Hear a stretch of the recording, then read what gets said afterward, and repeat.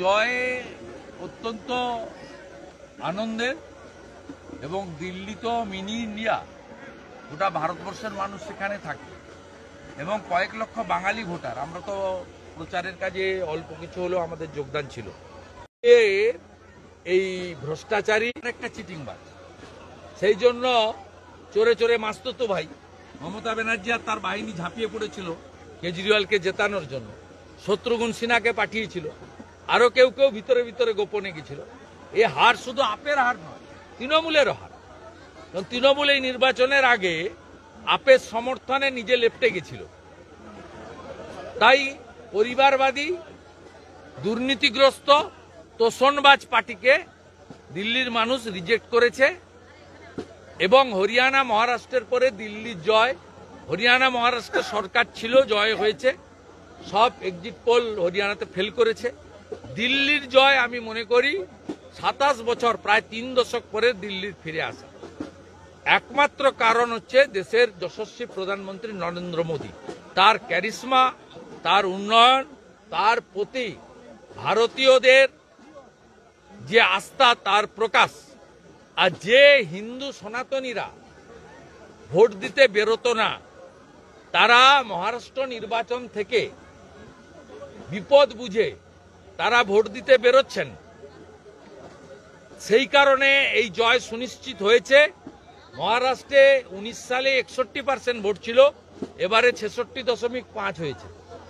ঠিক একইভাবে 8 থেকে 10% ভোট বেড়েছে দিল্লিতে পোলিংয়ে। বাড়ি থেকে বেরিয়ে ভোট দিয়েছেন হিন্দুরা, সনাতনীরা, সঙ্গে সর্দারজিরা, তারা আমাদের সব ভোট দিয়েছেন।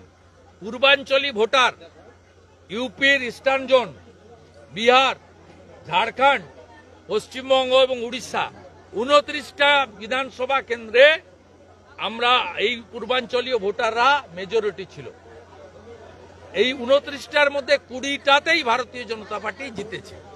দিল্লি কা জিত হামারি হ্যায়, 26 মে বঙ্গাল কি বারি হ্যায়। বিহারে তো সাফ হয়ে যাবে, তো ঝড়ে উড়ে চলে যাবে। আপনি দিল্লিতে যে এলাকাগুলোতে সেখানে প্রচার করেছিলেন, দেখা গেছে অধিকাংশ ক্ষেত্রে সেখানে আপ হেরেছে এবং বিজেপিও জিতেছে। বাঙালিদের কনসলিডেট করার কাজটাতে পার্টি দায়িত্ব দিয়েছিল। বাঙালি বুথগুলো থেকেও আমি হিসাব নিয়ে নিয়েছি। নজফগড়, নীলম পাহেলবান, গোন্ডা, অজয় মহাবীর, গ্রেটার কৈলাস, সিয়ার পার্ক, শিখা রয় সহ বাঙালি বুথগুলোতে ব্যাপকভাবে আমরা জিতেছি। করলবাগেও ফাইট চলছে, কিন্তু আমরা খানিকটা পিছিয়ে আছি।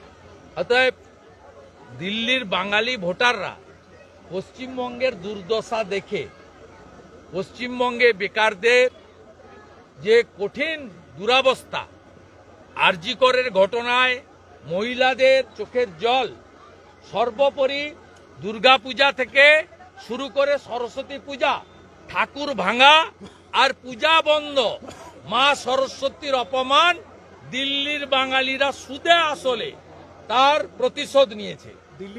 মা সরস্বতী পূজা যারা বন্ধ করেছে, দিল্লির বাঙালিরা একজোট হয়ে তাদেরকে হারানোর কাজটা করেছে। দিল্লির পর কি এবার টার্গেট বাংলা? কেননা সেখানে যেরকম বিহারে তো ঝড়ে জিতবো, আসাম তো জিতেই আছে 26-এ।